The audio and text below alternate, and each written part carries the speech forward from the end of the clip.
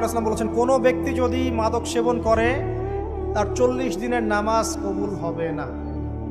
সে যদি আবার তওবা করে ফিরে আসে, আল্লাহ পাক মাফ করে দিবেন ইনশাআল্লাহ।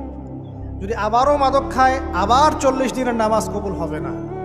তারপর যদি আবার তওবা করে, আবার আল্লাহ মাফ করে দিবেন ইনশাআল্লাহ। তারপর যদি আবার মাদক খায়, আবার 40 দিনের নামাজ কবুল হবে না।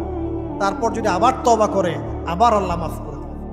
তারপরে যদি আবার মাদক খায়, তখন আল্লাহ রাব্বুল আলামিন তাকে তিনাতুল খাবাল পান করেন।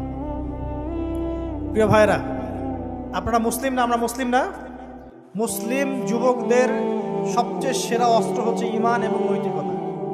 অন্যরা জাহিলিয়াতের স্রোতে ভেসে যাক, মুসলিম তরুণরা কখনো জাহিলিয়াতে যাবে না ইনশাআল্লাহ। আমার সাথে ওয়াদা করেন যে কোনো প্রকার মাদক দ্রব্যের সাথে সংশ্লিষ্ট থাকবেন না।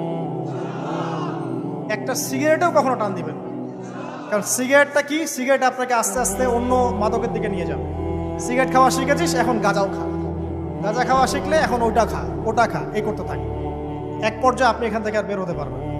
এখানে আপনার দেহের ক্ষতি, আপনার মস্তিষ্কের ক্ষতি, আপনার পরিবারের ক্ষতি। এমন আপনি যদি পরবর্তীতে গিয়ে পরিবার গঠন করতে চান, আপনি সুখী পরিবারও গঠন করতে পারবেন না, কারণ ভিতর থেকে আপনি নিজেকে শেষ করে ফেলছেন।